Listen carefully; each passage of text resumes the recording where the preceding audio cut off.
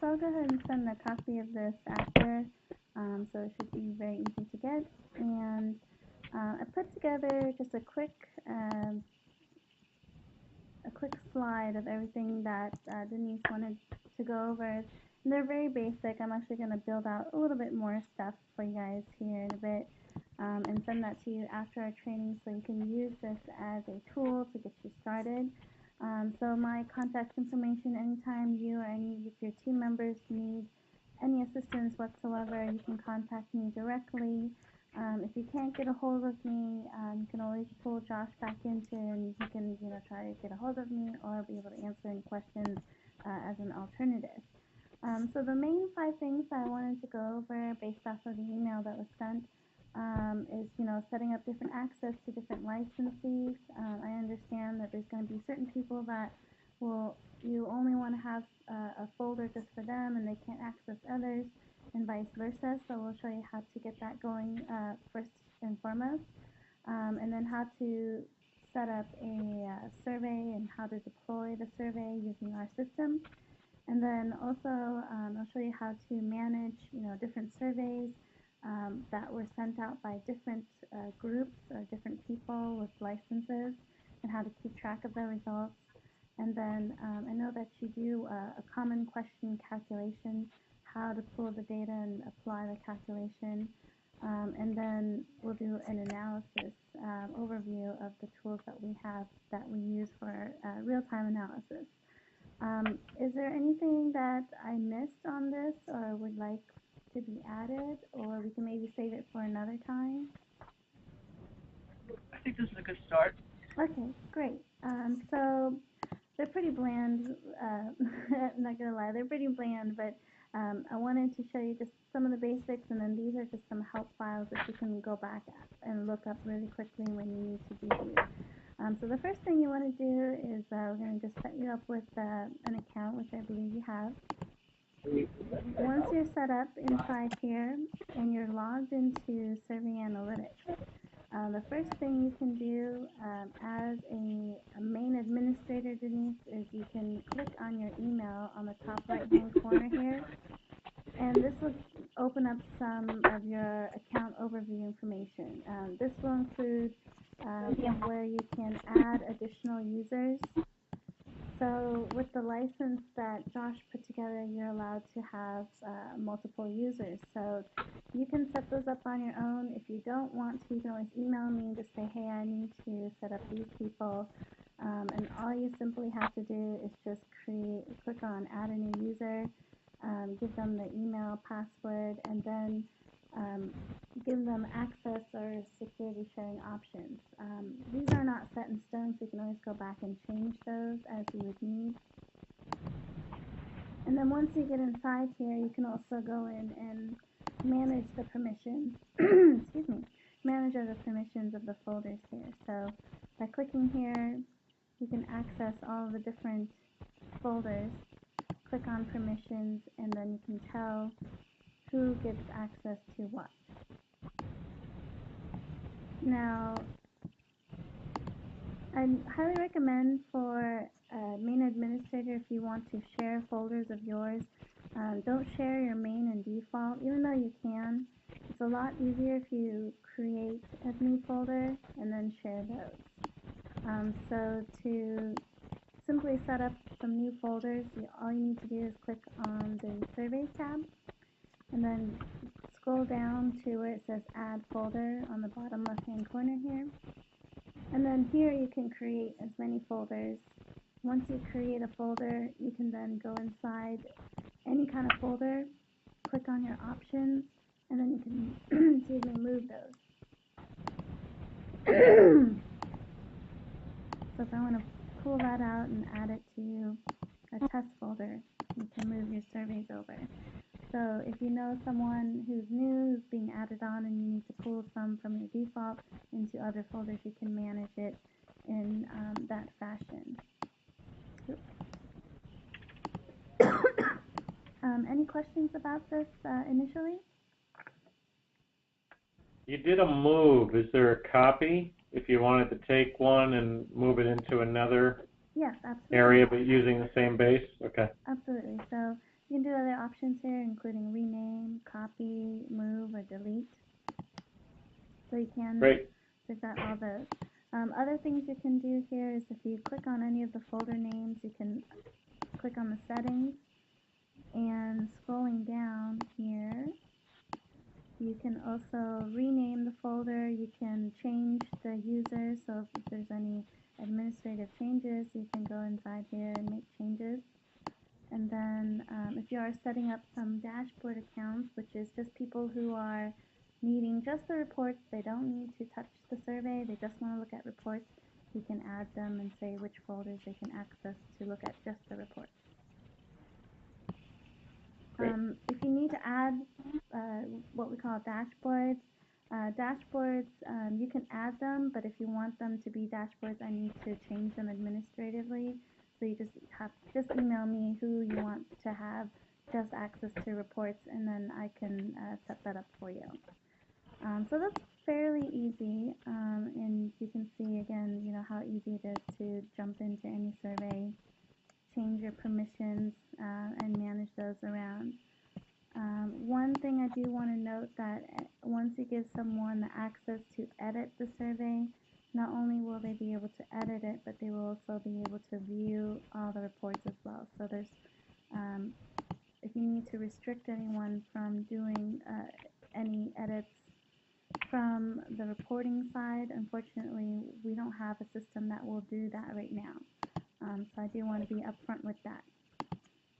So if they edit a survey, edit the responses? Yeah, so once you have options to edit, you can edit everything. In the past, we had it where you can only do one or the other, but it caused so many bugs and created so many issues that we just decided to keep it, an all or nothing at this point until we figure out a better solution.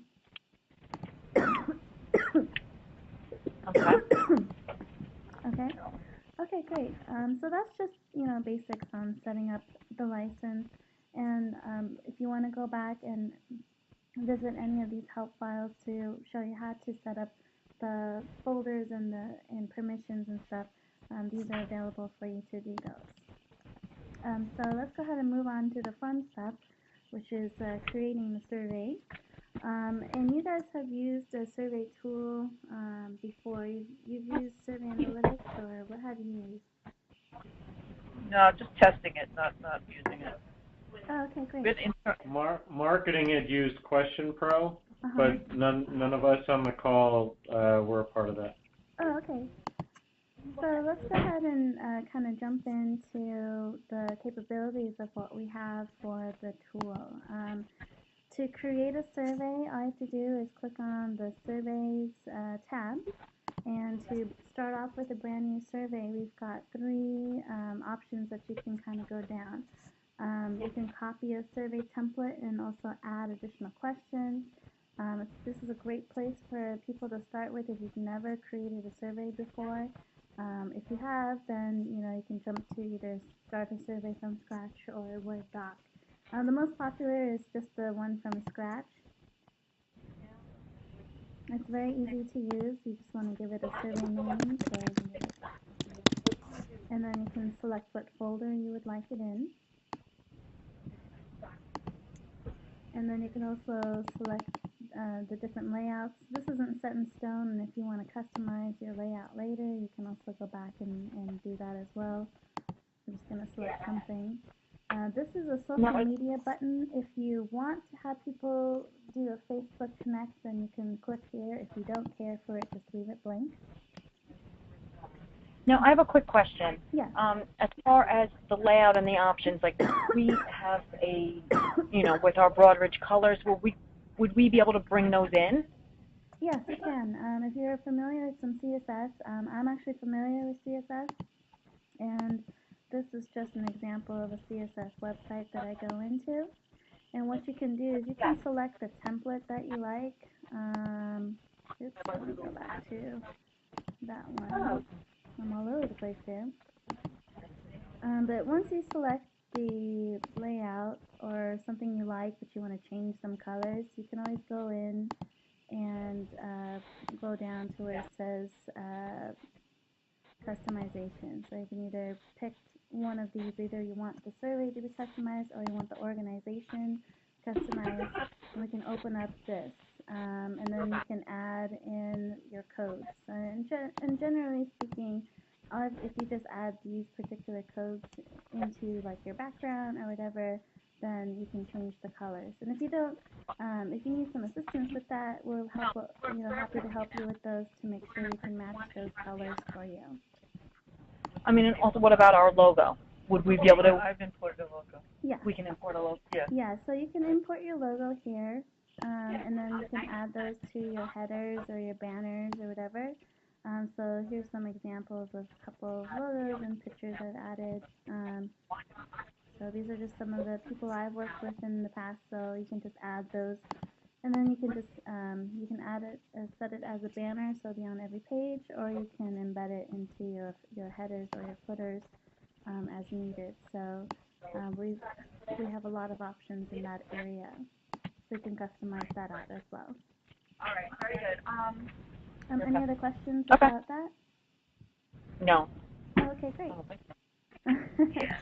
We actually had one going back to your Facebook Connect. I just wanted you to clarify what you were referring to, whether that was indeed Facebook Connect, meaning that from Facebook they would be able to access the question with their login, or how is that incorporated into that workflow? That's a good question. Basically, Facebook Connect allows you to pull any, the basic information from Facebook into your data, and so we'll have that available for you. And then also, it's a way to verify that they are indeed like a Facebook fan of yours, or they've liked you. Another thing you can do with the Facebook Connect is you can have them be a sort of an advertising avenue where you can show that someone is actively taking one of your surveys, or not. You can actually shut that down. So we've got a lot of different options in that area for Facebook, but mostly people use it for validation to confirm that they are indeed a fan, and they've opted in to complete a survey. Other questions about that? No, I guess we could come back to that later. I don't know who's either on speaker or has background noise, but it's getting distracting over here. Oh, I apologize. I don't think it's me. It's only me in this room, so. All right, it might be us. It might be us over here. Oh. All right, I'm just going to put you on mute then, so that way you guys can hear. Sorry. Okay, and if you have a question, feel free to unmute and speak up. That's fine. So let's go ahead and move forward to add questions. It's very simple to do. We've got all of your standard question types available, and then you can also go in and do and see what these are. So it's a quick preview. And then from there, you can also access some advanced question types. And so that's including some side-by-side matrix, randomizers. Net Promoter Score is really popular, probably the most popular out of our advanced question types. If you're doing a lot of customer satisfaction surveys, it's a great question to add and include. And then also for survey analytics exclusively, we have what's called add-on module questions. So adding these all up together, we've got about over 42 question types, so it's quite an extensive list. And it includes, from doing content analysis, max diff, you can add image, media, questions, so you can make it more interactive, and that kind of thing. And then if you would like to learn more or would like to know how to use these kinds of question types, me as your account manager can help you with those, and you can explore a little bit more. And each kind of question you can find an example of. And then below here, do you have go ahead. Do you have best practices for this? Yes, absolutely. We do have best practices. It really depends on what kind of projects you're looking for. Do you have an upcoming project that you can share with me? Well, I mean, for our purposes, we send out surveys at the end of an event, right? So there's, we're using your Net Promoter Score, and there are several other questions. But we'd like to drill down further, and it's more, and I guess the best practice would be more geared towards the voice of the customer to get that kind of feedback, more detailed? Yeah, great. We do actually have some voice of the customer information, best practices, and training items that we have worked with very prominent people in the field that I can share with you. And so that'd be great. So those will be really good. Let me just make sure I have a note here. So I've got some really great notes from some people that we've worked with and done some webinars with. I think you'll really, really like. So, and that includes using our tools. So that would be very helpful. So let's go ahead and kind of jump into a survey that I created in the past here. And we're going to kind of focus in on some of the logic that we can do. And by logic, it's just kind of offering the system to do some skip patterns for you. And I'll show you an easy one, and then I'll get a little bit more complex. And we can get pretty complex, and again, we can always walk you through those as well. So here's an example of a survey that we always show people. It's very simple. We're talking about a food study, and then based off of whether or not they're male or female, we're going to either terminate the males and then continue on with women, because we're for this particular study, we're targeting females who've purchased and consumed chocolate in the last month or so. And in order to set a project up like that, all you need to do is apply a logic to the particular gender question. And we've got a lot of different options available, and the branching skip logic is a really great place to start.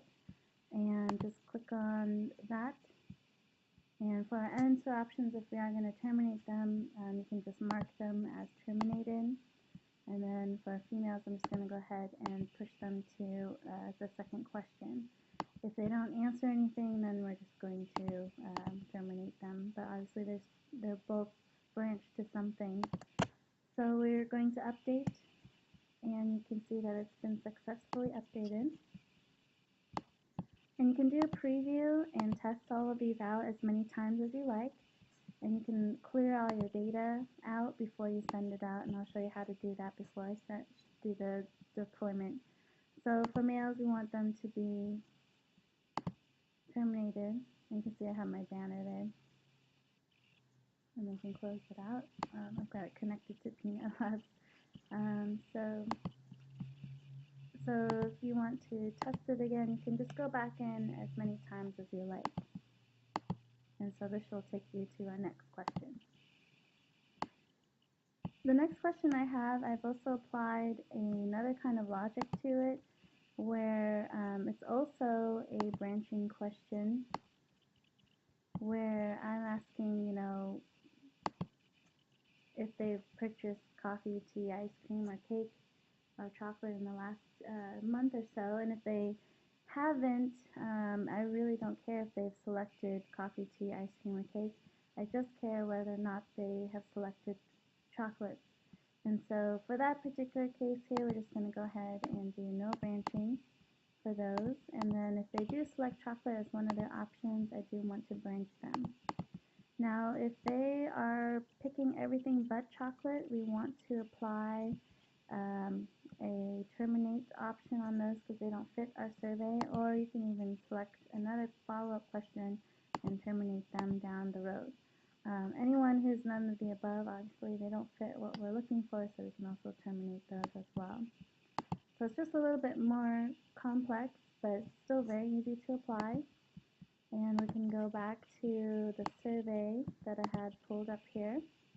And so you can see that if I picked everything but chocolates, it should take me to a termination page, which that was it right there.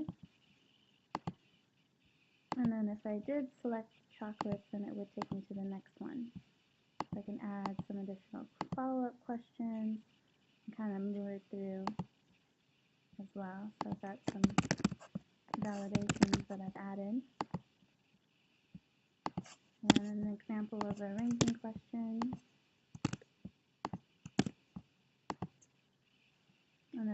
some more information there. So that's very, very basic in terms of the logic. Now let me go ahead and jump into a little bit more of a complex survey. And you can see that we can really add more to the logic options here. So we're going to kind of do a follow-up survey on our chocolate lovers here. And here's some examples of the side-by-side matrix question, dynamics lookup, and we can go through it here. This is what our Net Promoter Score would look like. And then we're just going to kind of jump into our branching. So we're doing a compound delayed branching options. I'm also going to show you some show and hide options as well as extractions and dynamic text stuff. So it's going to get pretty complex. So the first thing you can add to a question type like this is you can do an immediate follow-up. So instead of, just moving on and then adding a follow-up comment question, you can have them select something and put something in right away. So to add that, you just select the dynamic text comment, enable it for the answers that you would like, and then add a label and update this. And you can even test it inside here, or you can move on and do it from here.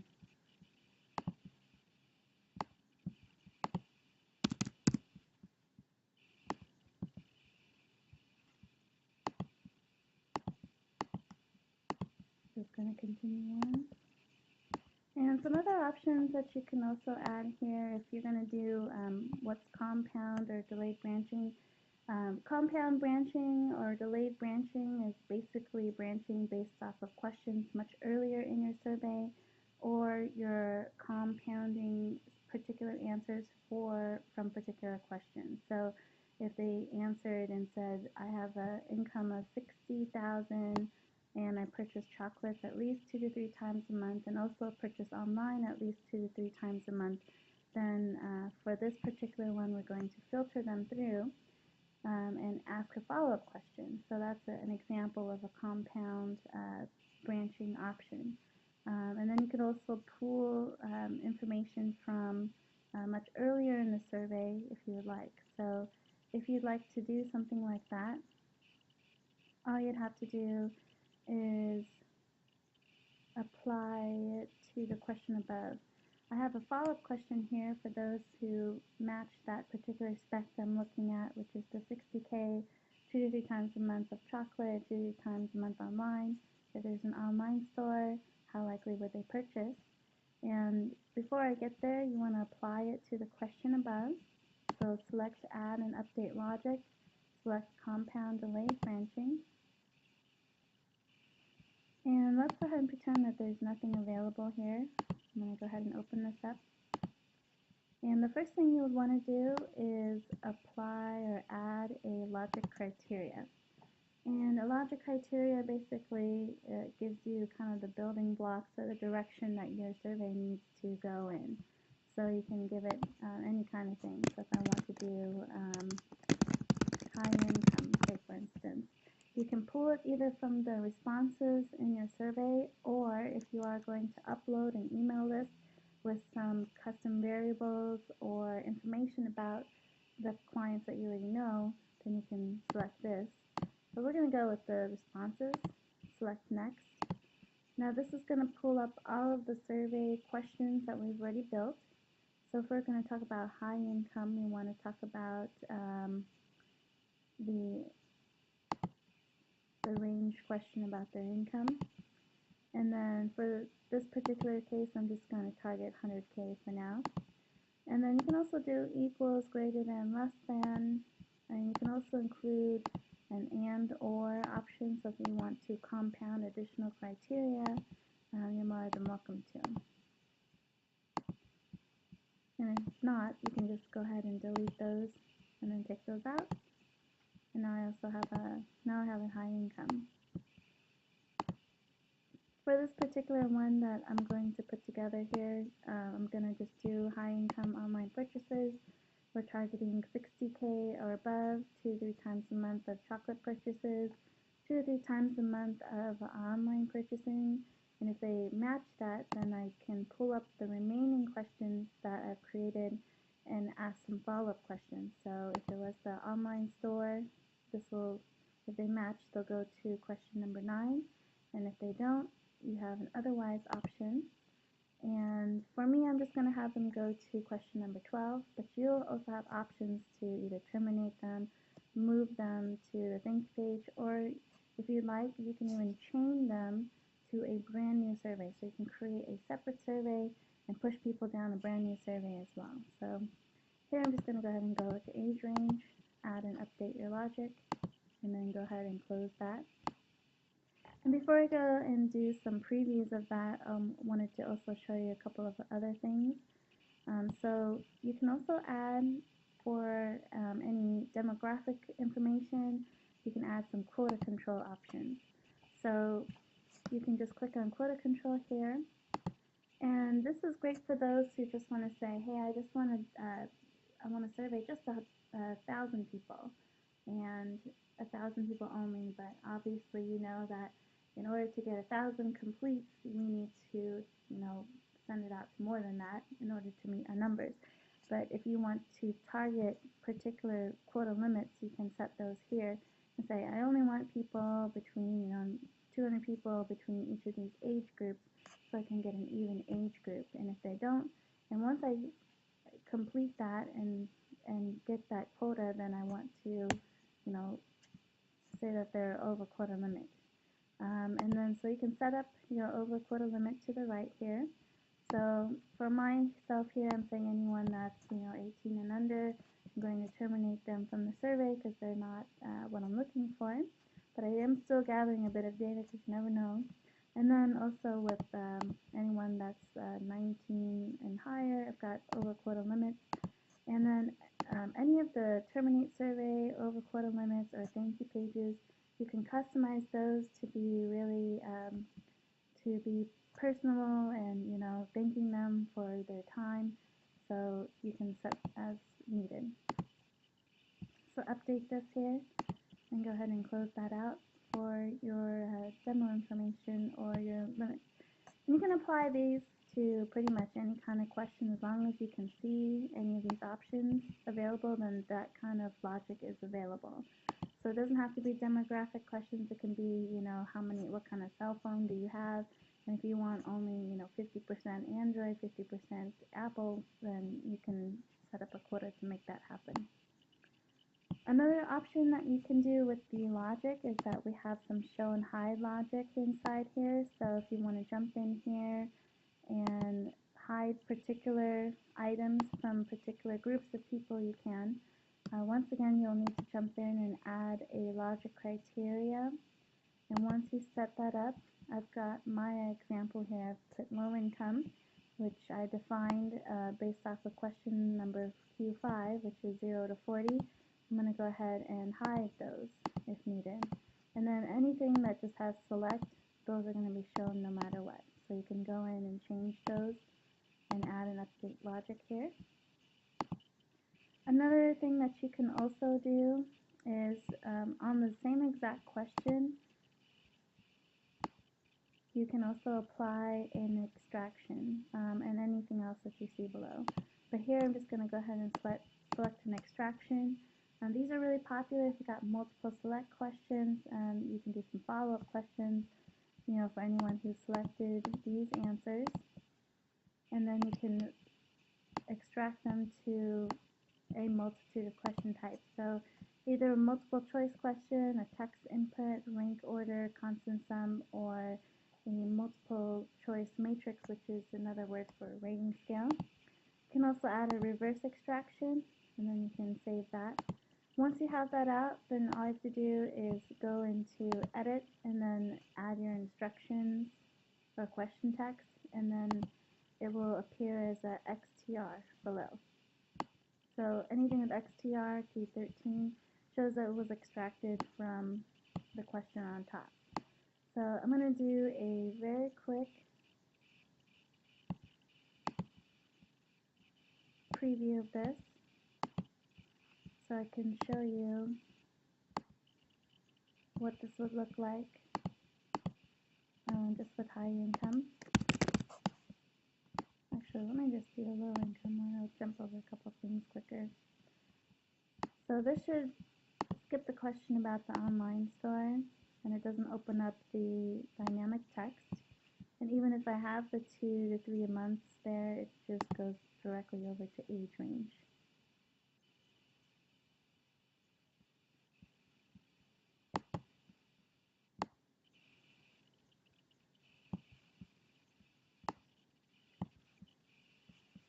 So here's the age range. You can see I have my banners, my chocolates up there. I'm picking one. That'll take me to my next question.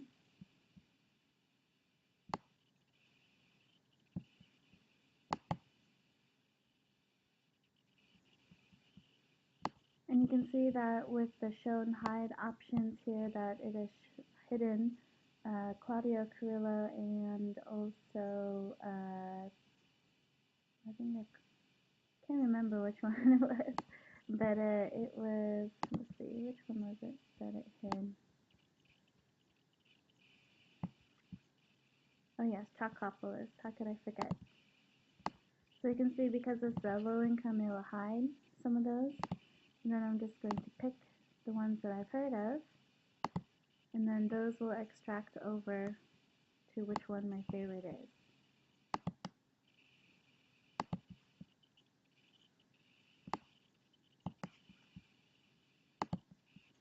So let's go ahead and jump over to the finish options. If you guys have any questions about the logic, feel free to let me know, or we can also do a follow-up email later if you'd like. But I do want to make sure I get through everything here. So here's our finish options that we have. So a finish option is just kind of a way to thank your respondents for the survey, or if you are working with a different panel outside, you can do those as well. Some of the most common one people use is the thank you page with a link, and then you can go inside here and then you can change this to anything. So if you want it to go back to,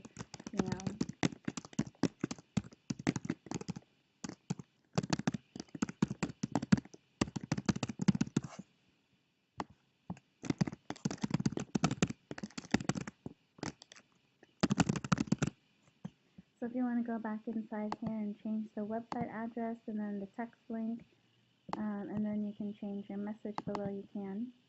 Scrolling down below, you can also change your over quota message, so if anybody reaches a particular quota, you can terminate them or let them know that their quota has been met. Other things you can also do is you can also enable a thank you email, so if you want to jump inside here and thank anyone for taking a survey and you want to provide them with a coupon this way instead, you can jump inside here and then do that. You can do a thank you page with a spotlight report, so you can thank them and also allow the respondent to compare their answers to others if you wish. And then you can also add, we have the replacement variables. If you want to customize it with their names and stuff, you can do that. Kind of like a mail merge.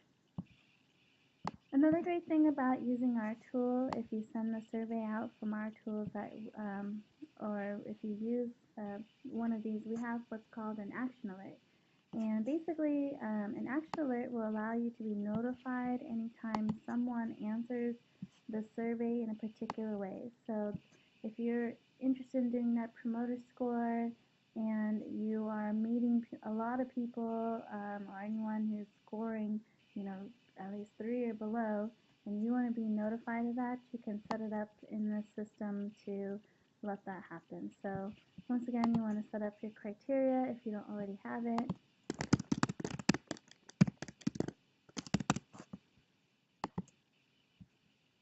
So I want to add some questions about the promoter score. So if you want to do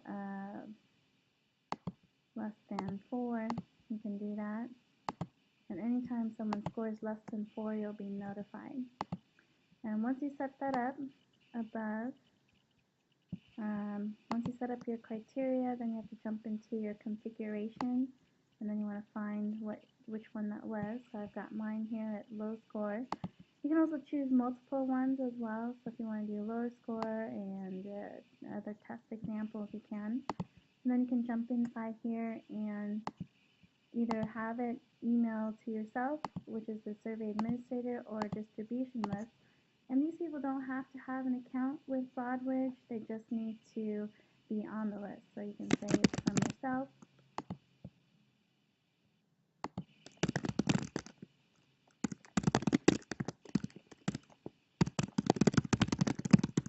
And then you can put your distribution list and add as many as you like, separating it with a comma.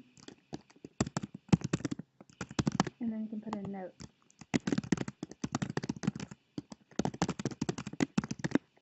And then you can also include survey responses so you see what other things that they've said throughout the survey. The other side is the otherwise, so if you just want to have it as do nothing, that's a great one to do, or else you're going to get all sorts of notifications. Or you can go ahead and have it if you know it's a very difficult survey and you'd like to be notified anytime someone completes a survey. Regardless, you can pick something else. And then go ahead and save those changes. And to test those, you just want to do a preview of the survey and then make sure that an action alert was triggered while people are answering the survey in a particular way.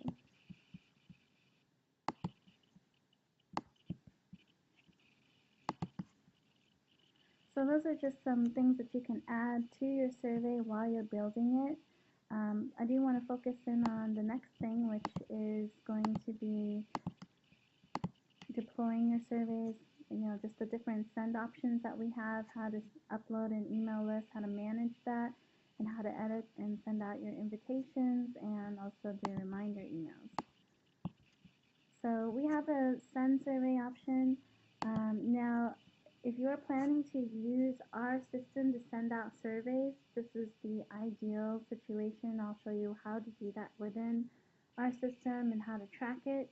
If you are not going to be using our system, then tracking it will be a little bit more difficult.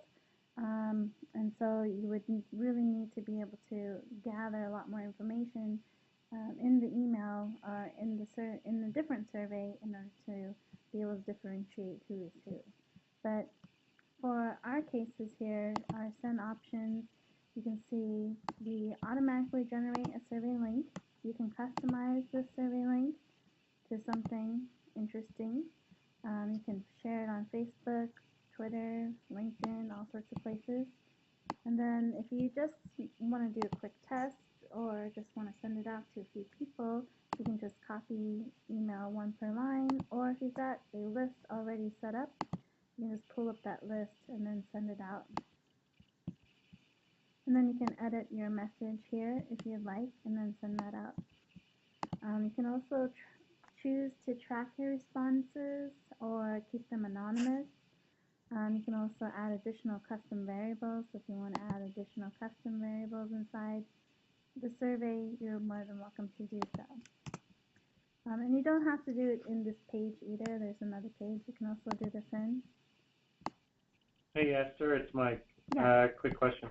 Mm-hmm. In regards to the send, and if you've got, let's say, an email distribution list of over 1,000 emails that you're going to send this to, what mechanics or tools are in place with sending it from the survey analytics platform to help avoid it being seen as just spam because of it being a bulk mail? That's a good question. We do have what's called an SMTP email tool. Let me make sure I put a note here so I can add that in there. But basically what you can do with SMTP is, let me see, pull it up real quick. You can make it as though it's sending it from your email. So it's kind of an exchange. You still send it through us, but it's going to relay it through your email, and then it updates it. And so if you have clients or people that already have agreed to get emails from you, then this will be a way that it will be guaranteed delivery. So that's so it could come from anything at Broadridge.com. Yes, exactly. So this Okay. would be a sure thing in order to just kind of go in and update your company settings. So it's fairly easy to do. I'll put that in here so I can remember to send that to you. And another thing, I would, recommend doing a test, first and foremost with a test list, and see if you receive it either in your email or in your junk mail. Obviously, if it's in your junk mail, you definitely want to use the SMTP, and then it'll get that. But you can jump inside here, upload the list. You can specify whether or not it's a global list or not. And once you create your list, it verifies each one. So I've got my default with only 2 emails. And we'll show you what's active, who's unsubscribed from the list. So if you're going to reuse the same list, they're not going to be emailed twice. If there's anybody that's pending verification, bounced, or duplicate, these people do not get emails until they're verified. So you may want to download them and view and see who these people are. If they're duplicates, we don't add it twice, so that's one of the great things about using our tool. If people want to be taken out of the list, you can just add their email and search for them. So here's an example of my emails, and then you can click on their emails and make updates. So if someone emails you and say, hey, I have a new email, I would like you to send it to this, you can jump in here and then update it and then save it. And then to add additional emails or add more emails, you can do multiple things.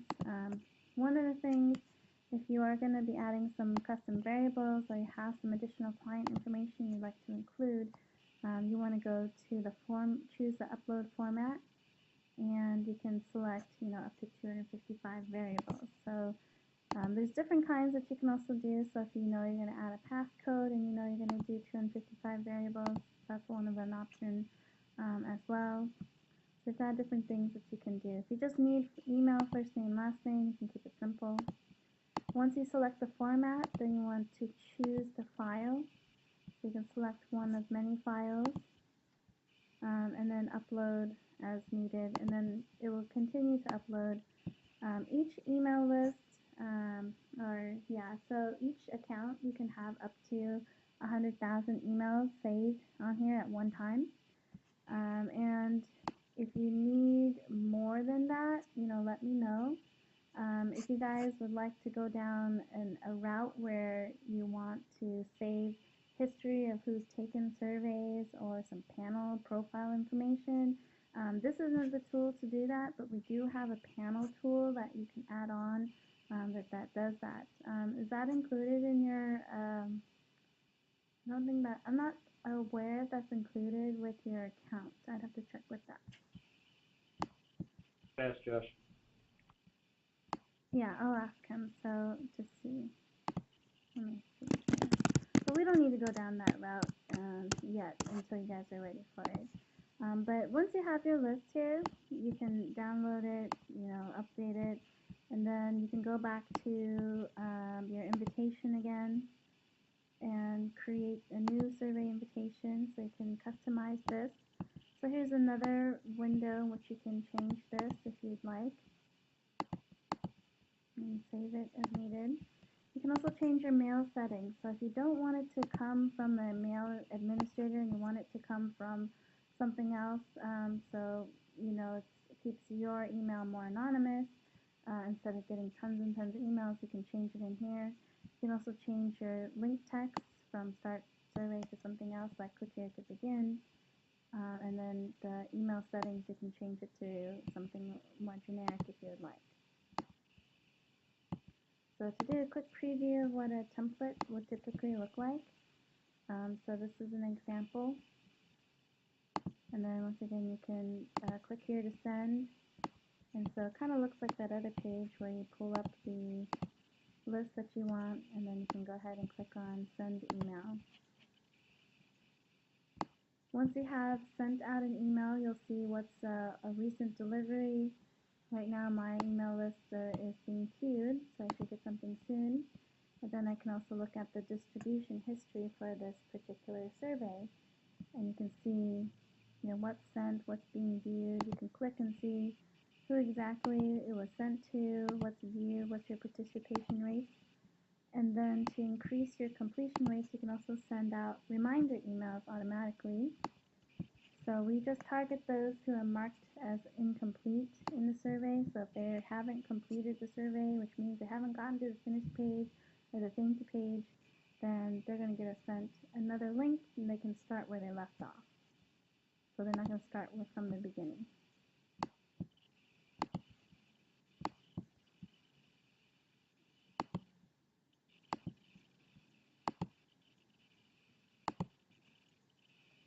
Other options we have to deliver surveys is you can do like a web intercept, all sorts of different ways from pop-ups to feedback tabs. We've got tons of those for clients.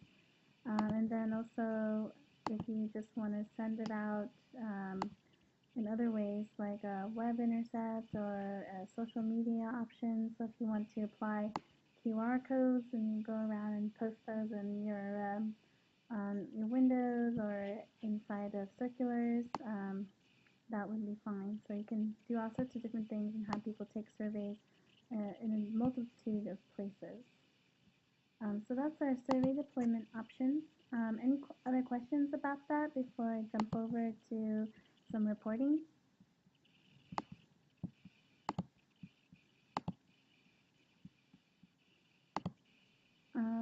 I haven't heard anything, so I'm assuming this will be fine. I have a question, Esther. Oh, okay. Esther, this is Denise. Yes. When you're setting up the survey and how do you clean it out where now it's showing that, like, because every time I believe you go in to adjust the survey, it counts as being something that you've started or completed, correct? Mm-hmm. Yes. That's right. So before you even complete or send out a survey for real, to clear that out, you want to click on the Reports tab and go down to where it says Data Management. And then you can click here to delete all your responses all at once. And the only person that can do this is the survey administrator or anyone who has access to edit the survey. So they would clear the responses and then we would log it and just say, who was it, who did it, what IP address, and what day and time did they do it. We here at Survey Analytics, we can't clear responses. We can't even delete it for people, even if they asked us to. So that would be your responsibility. And this would be the easiest way to clear out your responses and get started once you're done with all your testing. Any other questions on that? This is Lou. Mm-hmm. Is there a way to trigger a survey to be sent? I saw that you had them in emails and you could schedule them, but can they be triggered by an event that occurs, that the survey would go out to a specific email based upon that event? That's a good question. In our current tool, from just surveys to reports, we don't have a tool that will trigger it. However, if you have our panel tool, you can schedule it out.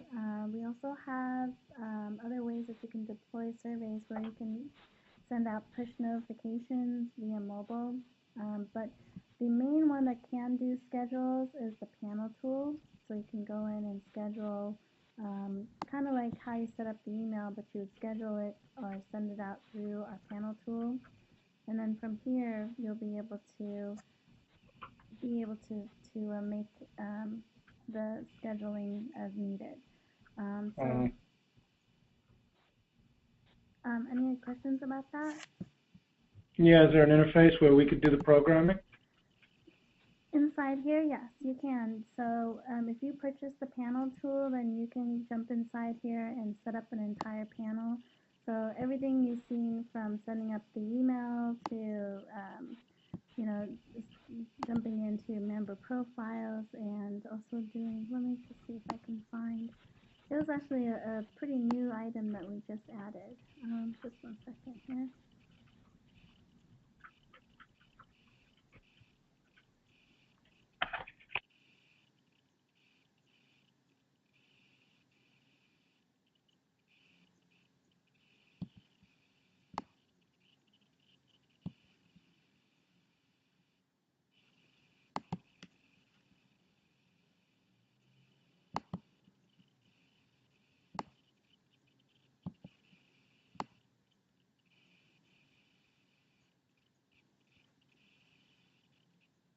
I'll have to remember where that is. I apologize. But right now, I know it's underneath either one of the email preferences or underneath our swipe tool, which will allow you to do this. And this will be underneath, this will be available to everyone who's got the account. So if you guys are interested in that, let me just make a note so I can do.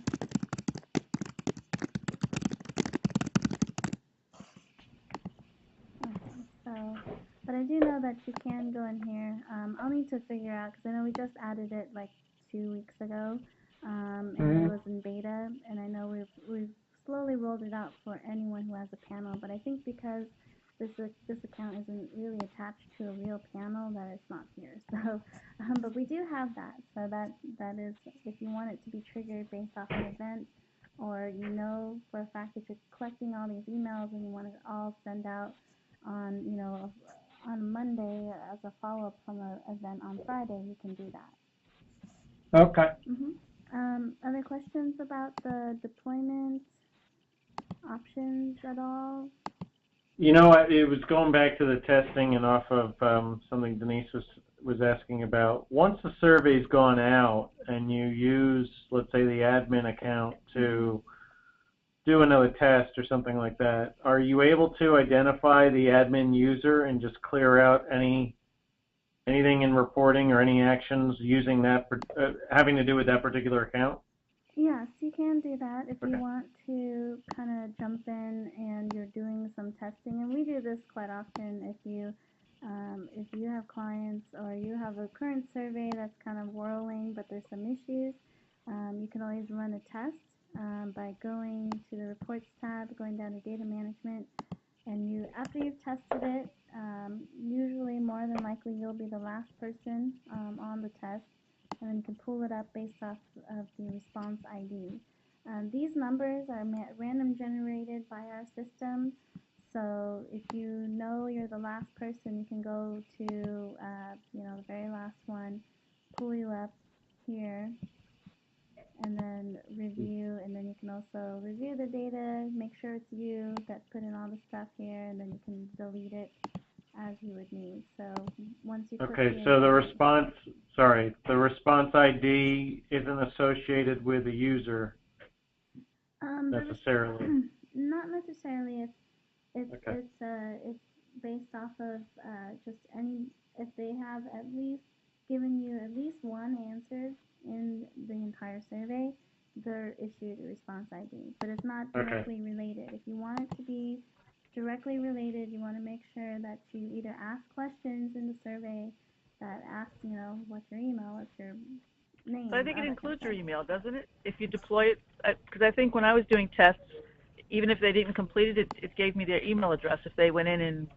In some cases, but I definitely know that for a fact that if you are to go in and send a survey and you only send it with the email, it doesn't necessarily capture their email. So that means that you would need to make sure that one of your custom variables includes the email and the first and last name. So I know it kind of sounds kind of weird, but it doesn't necessarily mean that email is included with that list.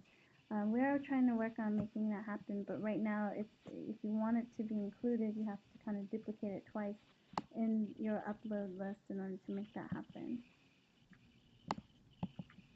But we can make a question on the survey, a required field that has their name, company, and email address. Exactly, and then that will show up. Okay. Yeah, another quick way that if you guys want to look at a survey without downloading any information, you can always change your system headers to all questions. So if you know for a fact that you're going to be asking, questions about their name and email, then you can jump inside here, change it to all questions, and it'll pull up all the questions in the survey. And then you can scroll over and kind of see some information from them, so if they added it. So in this case here, I don't have too much going. But you can, if you have questions about their, name and stuff like that. So here's some examples. And how do you avoid, I don't know if there's any function in here based on the unique user IDs, But how do you avoid somebody forwarding a survey to someone else to take it? Is there any lockdown on that? You can add some security options on that. So if you know that the person needs to be on a list, and you don't want it to be forwarded to them, you can add some security options. Probably the most safe one I would recommend doing is adding some sort of a password, or you can even add an ID number or something like that, which forces them in order for them to do it.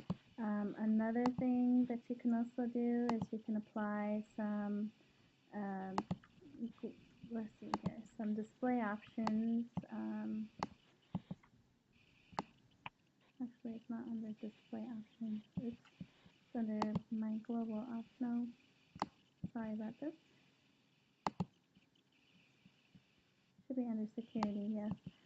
So if you want to make sure that only one person takes the survey at one time, you can add a prevent ballot box stuffing, so they can't force someone to send it out. But it doesn't. I'm 100% sure it matches the email and then the IP address. If you want to disable the option to prevent people from forwarding this link, then what you can do is you can go into the securities, and I believe you can take, let me see here.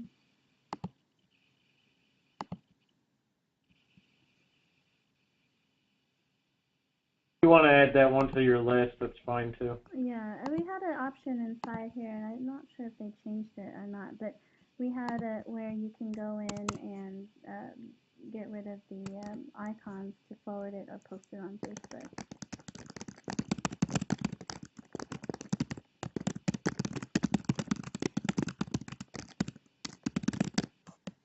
Okay. Do you have an instant where you think people would do that? Yes, it's actually happened where people have forwarded the surveys previously. Huh, okay, interesting. Okay, yeah, let me look into that more, because what I used to have is apparently it doesn't look like it's there. So that's kind of interesting. I just want to look one more time and see if there's something that you can take out.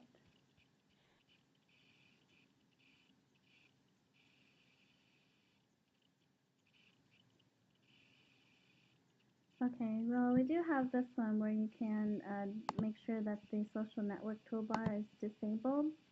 So that would be a good thing to do. The other thing is that if you are sending the survey from our tool, is that we actually disguise the survey link, so it doesn't show up as a survey link like this. It actually shows up however you want to set up the invitation. So it says if you have it as preview as a survey link, or click here to begin, it doesn't necessarily show that. So they'll click on it, they'll start it, and then once you start it, it's not going to give you the survey link, it gives you an ID. So they won't be able to forward this ID forward like that. So I think where I've seen it, I'm guessing where you guys also said that it's occurred, is if somebody takes the email and forwards the email to someone else, and then they then can take the survey in addition to you, because like you were saying, you're looking into a feature or function that perhaps in the future you'll be able to identify if the person clicks on the link from the email account that they received it, you'll be able to, I'm assuming this is where you were going with that you'll be able to identify what email address that was, and then therefore perhaps not even ask that as a question because you'll capture it.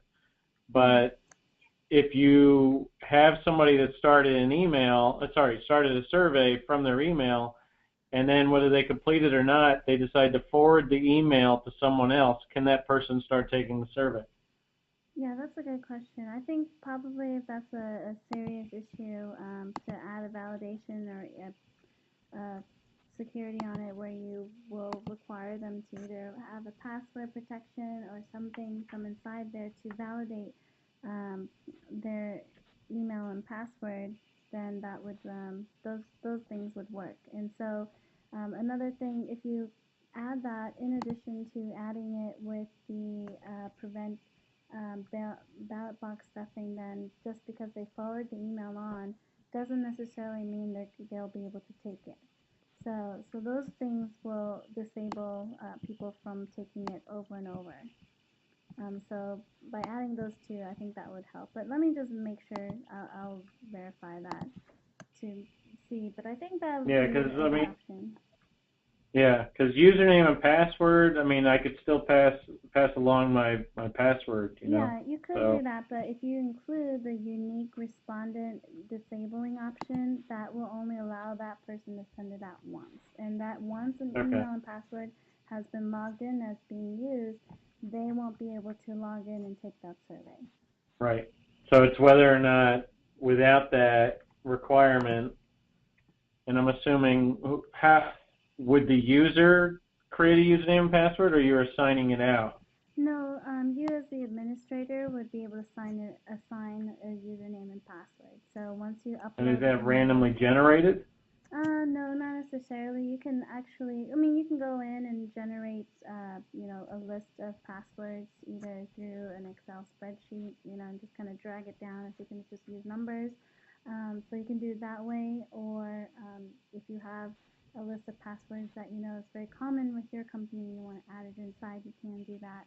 So you can generate it in those fashions and then upload it with your email, first name, last name, and then just make sure that when you upload the list, then that will be included as part of the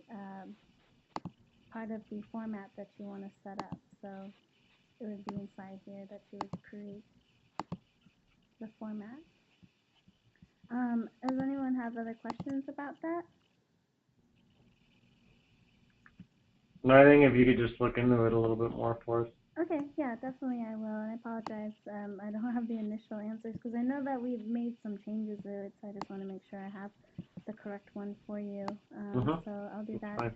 So let's go ahead and jump into some real-time summary stuff that's really exciting.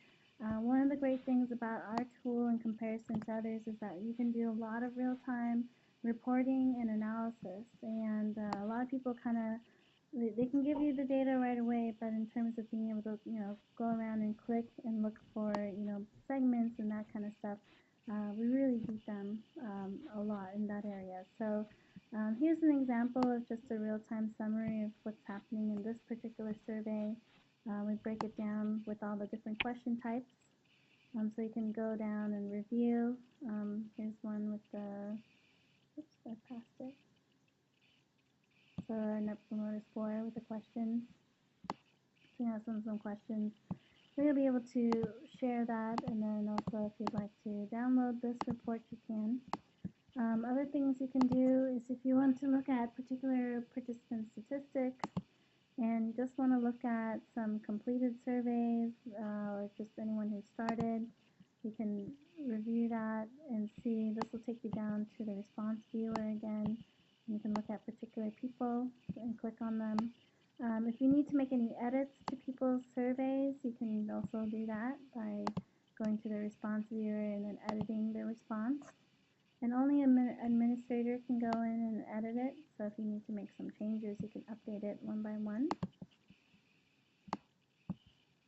So that's one of the other great things about having a real-time survey is like if people are making some spelling errors or knew they answered something wrong and they wanted to change something, you can go in and change it for them. You can also get an open-ended text report. You can download the data. So if you want to download it in Excel or CSV, if you're using some other tools, you can also do open-ended text and then report options, and then you can download the start dates and end dates, and then also change the filter results. So if you just want to look at completed surveys and download it, you can download it as you like, versus just downloading it all together and then having to sit there and filter it. So that's one of the things that you can do. You can also download charts and analytics to review right away. If you're using SPSS to export, you can also download an SPSS. And then if you want to do a SQL import, so if you want to import some data into our system or into into a SQL system, you can do that too. So we've got lots of different options for exporting. And then we've also got some great online tools, some basic ones that you can review. So if you want to run crosstabs based off of particular questions in the survey, you can create an online crosstab. Scrolling down, you can also run through banner and pivot table options. Here's an example of my crosstabs based off of the importance of packaging and satisfaction. So you can see how this changes. And so you can also download an option to look at customized reports.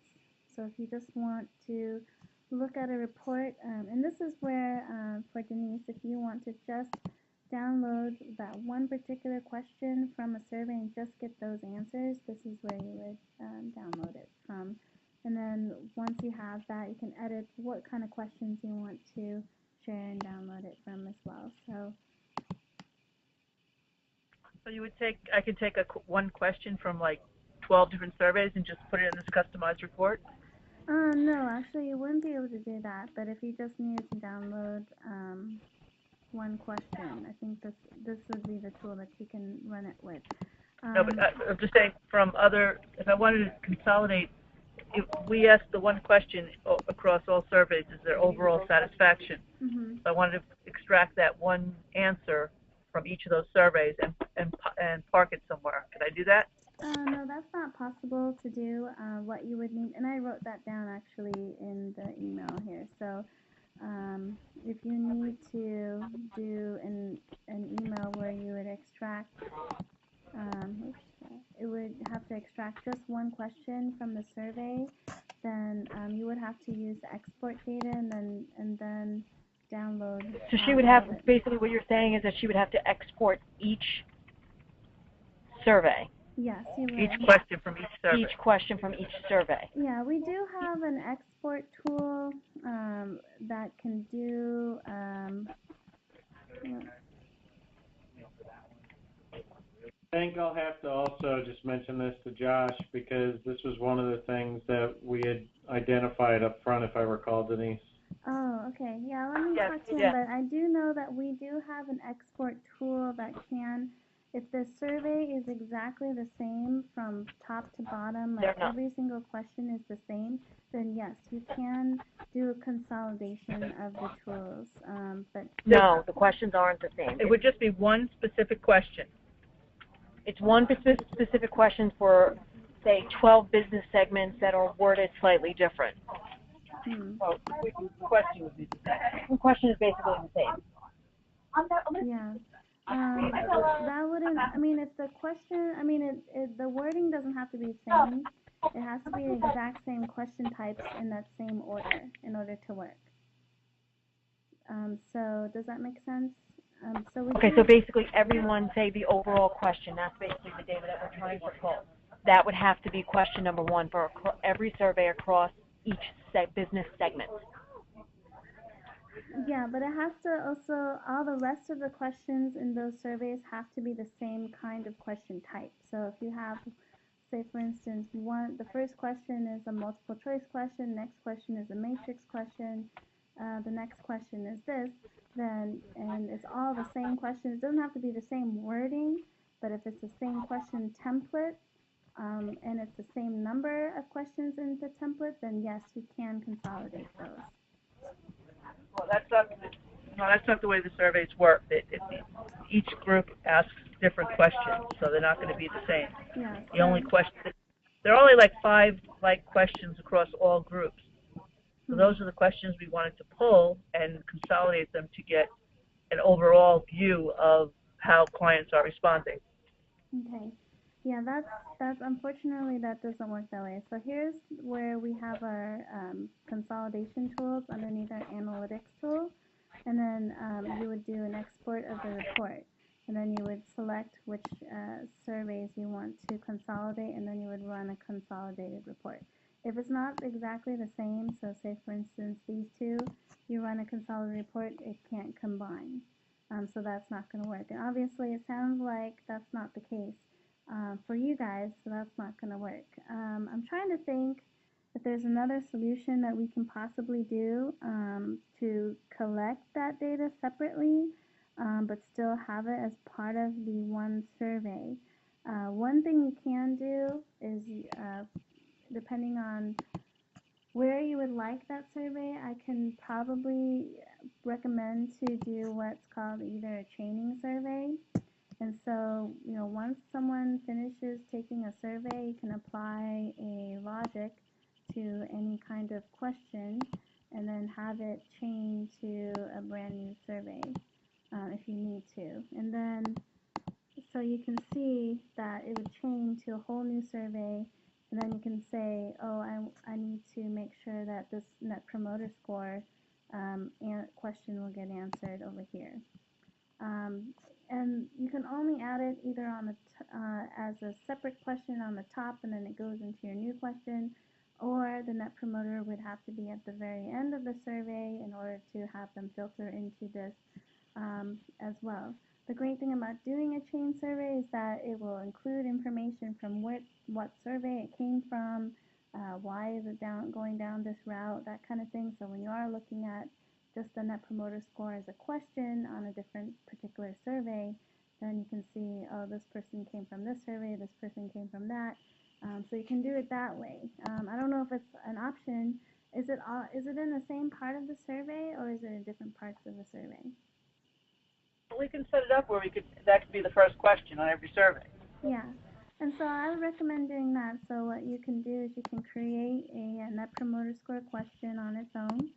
And then from there, you can chain them as needed, and then you can create other Net Promoter Scores as needed if you know it's going to be for these particular types of studies. So that is an option that can work, and then you can also take the answers from the Net Promoter Score will be chained through the rest of your survey. And then instead of having to consolidate it, you'll have all those Net Promoter Scores available for you to look at in real time under something completely separate. So that would be a really good option I would recommend as an interim solution. It's not always ideal, but it is going to work. So hopefully that will be something good. I'll try to see if we do have plans to add where you can consolidate questions, but as far as I know, it's not one of the things that is currently on the radar. Just being able to consolidate the reports the way that we do right now, that just came out at the end of the summer, so that's all we have right now. But I can try to push that as an enhancement request. I know you're not the first people that ask for something like that too, but as an interim solution, a chain survey could work. Any other questions about that?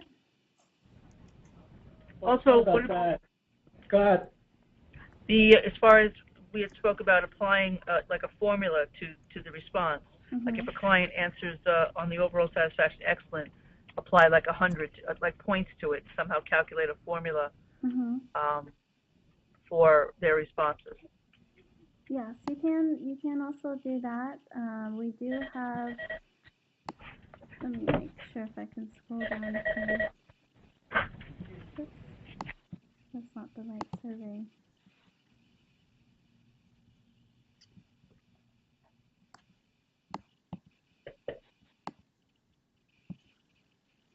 But yes, you will be able to go in and add different scores as needed. So let me just make sure I can find my Net Promoter example here. Sometimes you could add it either through the questions, but most of the time what you can do, I just need to check here whether or not it's included here.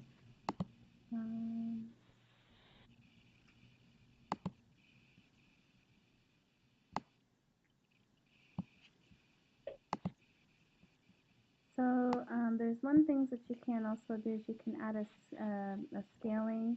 Another thing you can do is you can configure it from the online report.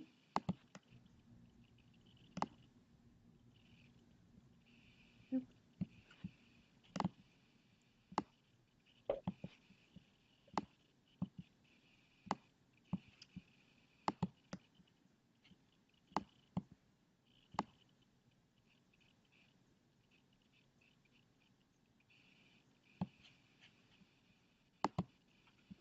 So you can add some custom analysis options from inside here. So this will be able to give you options to configure and score. Oops, hold on a second here.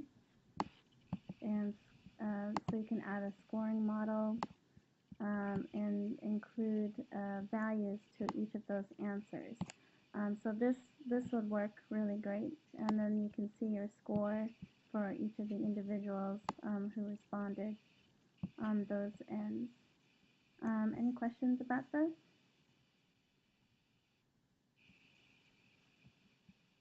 This will be in the material that you provide to us? Yes, I will have that in there so you can see the configure reporting, and I'll just make sure I can remember. I do have an item in there, but let's make sure I can just remember that.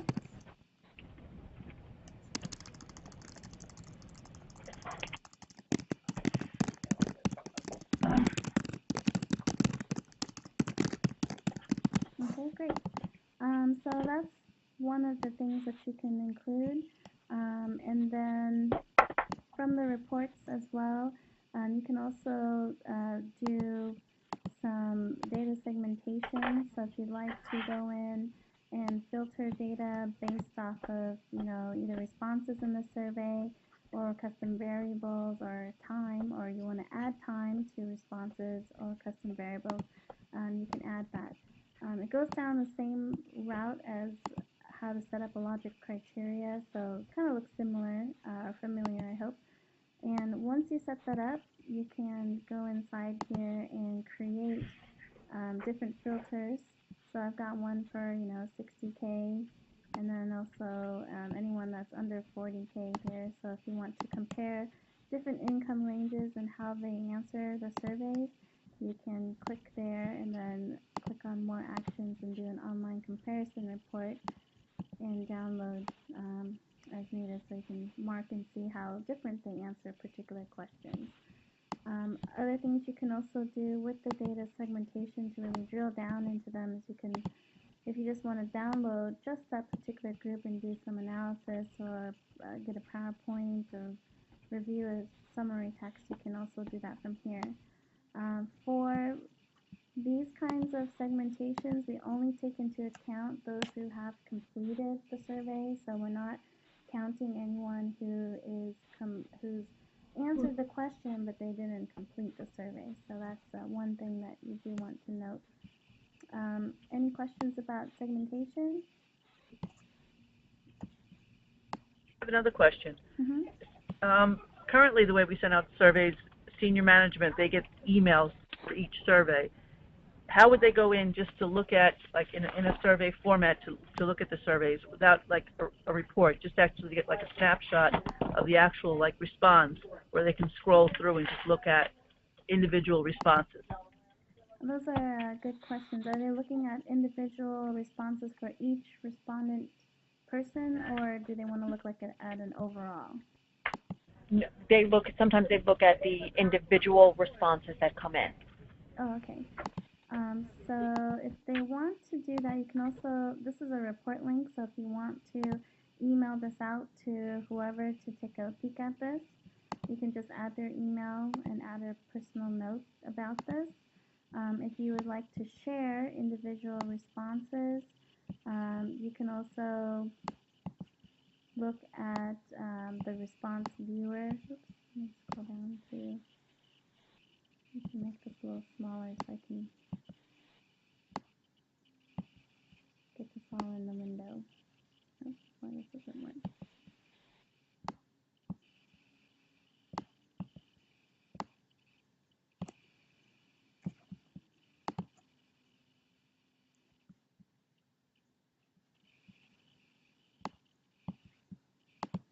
So if you'd like to share individual reports, you can mail it from inside here and then mail as needed. If you need to send more than one response in an email, the best thing to do is to send it via either the, let's see, I think you can do it in the segmentation tool and give them options to download. If not, we also have options where you can give them a dashboard. But the easiest thing really is just to give them the options to review it and email those out as needed. Let me just see. I'm not really 100% sure about. Well, they just see it as a survey, not as a report. Oh, if they want to. I know what I was. If they just want to look at it as a survey. Yes. So, do they want to have answers with the survey, or? Yes, they want to have. So it looks like almost like it looks like a survey as the responses come back. You know, it has the client. It's almost like a survey that was sent, where it has all the client information, all the open-ended questions, and the other questions. Okay. And we could probably email you a sample of that. Okay, yeah, because I know that we can do, if you send something out like this, then it usually, let me see if I can just copy it over into here.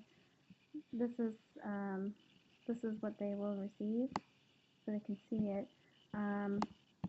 But that doesn't include like the open-ended questions and who, since each comment will be different, they'd like to see what client responded and what their comments were, basically.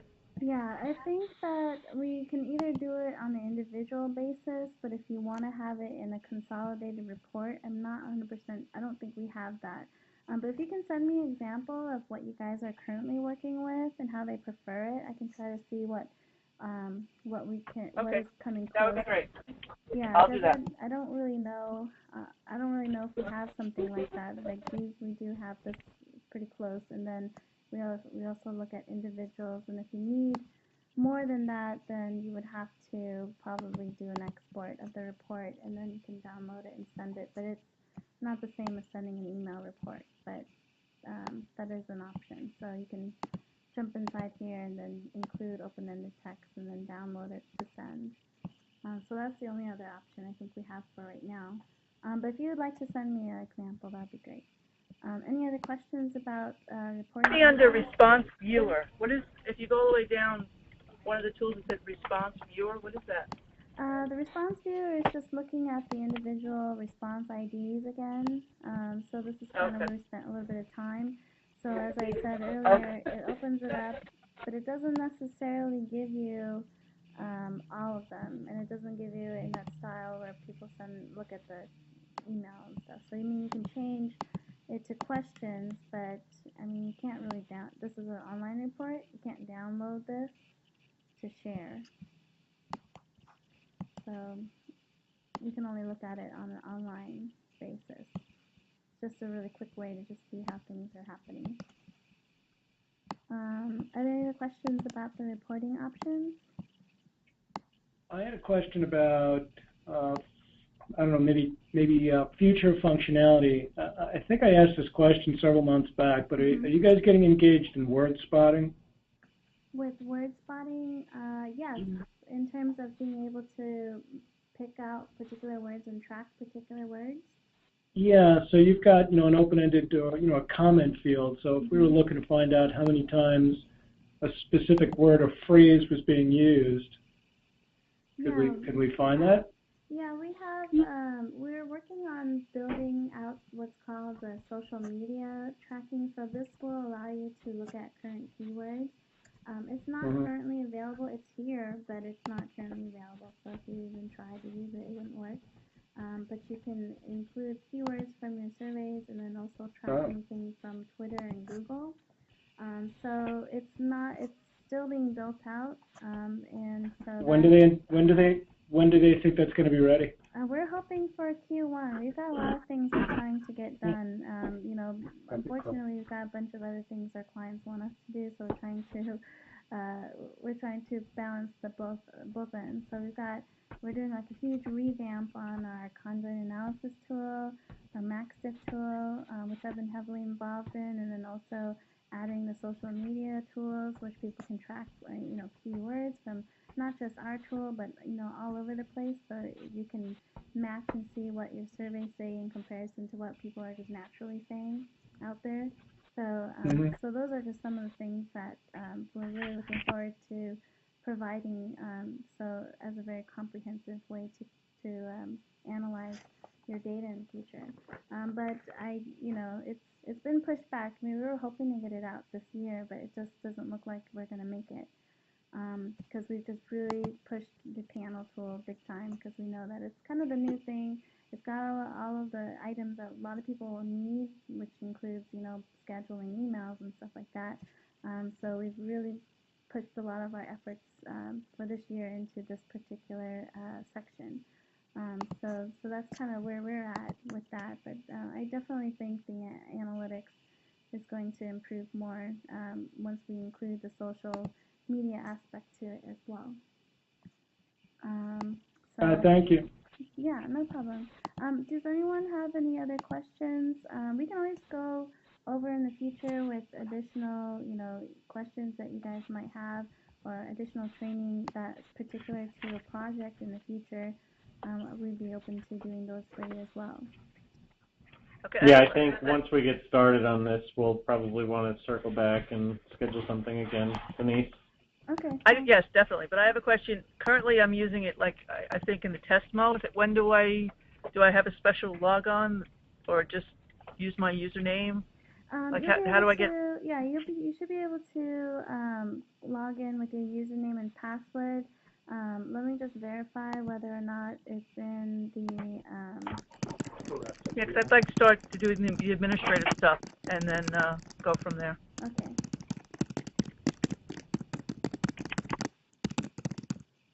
Okay, let me go ahead and just verify that. I believe it should be out of the test mode right now, and it should be active. And if it's not, I'll just click it on real quick here and make that happen. Yeah, it looks like it's active. So Josh turned it on already.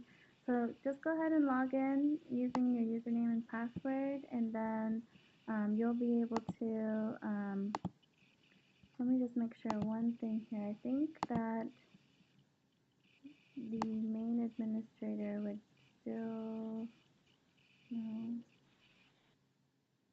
Yeah, I think, Is it still Christina, or?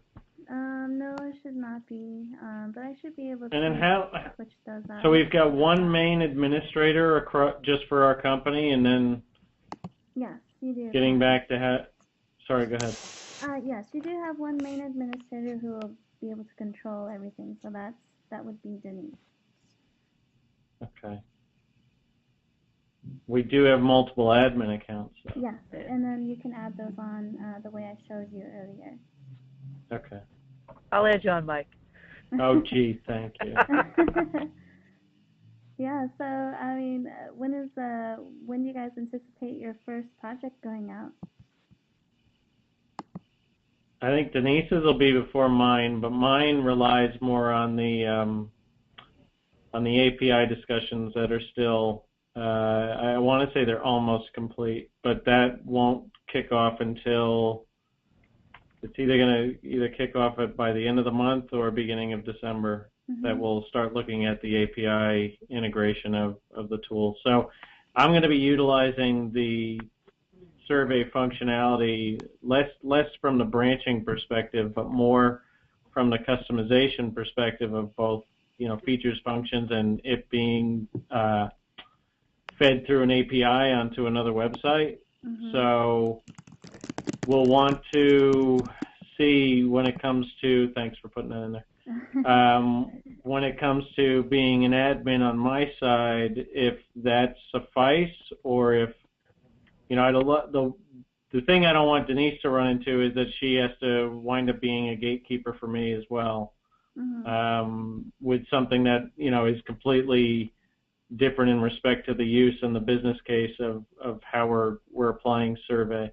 Mm-hmm. To our product. I would probably say with the API, it would be applied to all of the licenses, so I don't think that it would be hindering anything at all. And then, and if it needs, I guess what I'll need to figure out is with an admin account, is it going to get me in to make the changes I need to do for templates, etc., and mm-hmm. setting up for a survey, potentially changing some controls like you had shown earlier, lockdown, things like that. If not, then I'll just have to make sure that, Denise, I pass that information on to you, and hopefully it's not a site-wide change, that if I say, okay, locks a particular function down, that it's not something that you're currently exposing or wanting to use.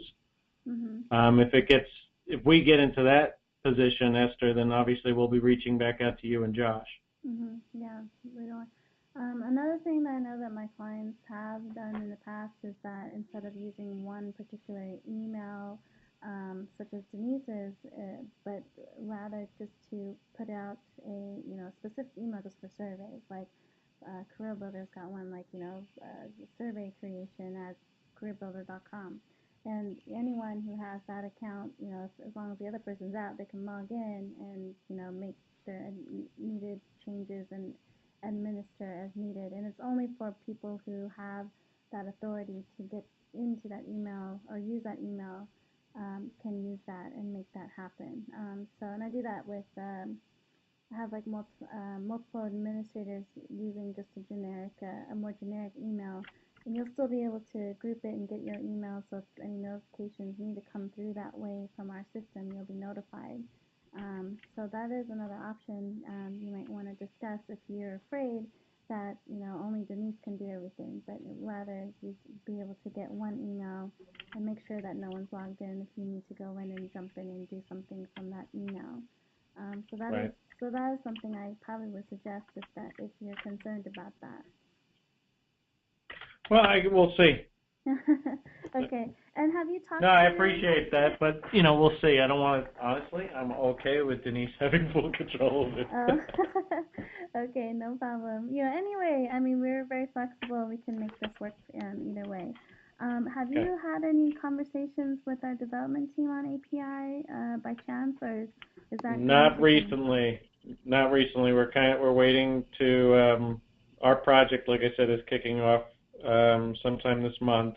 Okay. And it could be December or January that we'll be getting to the point that we'll be engaging with configuring the survey component. So obviously leading up to that, we'll want to make sure that there are no outstanding API questions. But the 2 or 3 gentlemen that were, I think, involved, I think there was one main individual that Josh had eventually had working at his side. Yeah. The Viraj, probably. That's exactly who it was. Yeah, so we'll reach out to Viraj when the time comes. If there's any questions. Otherwise, I think we might have enough at this point. Okay, sounds good. And feel free to CC me in on those too. So if and any issues or they haven't answered back, I can make sure to follow up for you. Okay. Sure. And so is there anything else you guys want to see or any questions that you have? So I'm just going to continue to kind of build out a little bit more of your surveys here, or your slides. And I've got this recording here, so we can go, I'll include that with this and then also make sure to follow up on these items that came up during our training, so we can address every single one of those. Hopefully I didn't miss anything. No, that was great. Thank you. Okay, wonderful. Well, I appreciate everyone's time today. I know it's a little bit longer than normal, but there was definitely a lot to learn, but I hope that you can get started quickly, and I'm there to help you guys out. All right, thank you very much. Thank you. You guys have a great day. You too. You too. Bye-bye.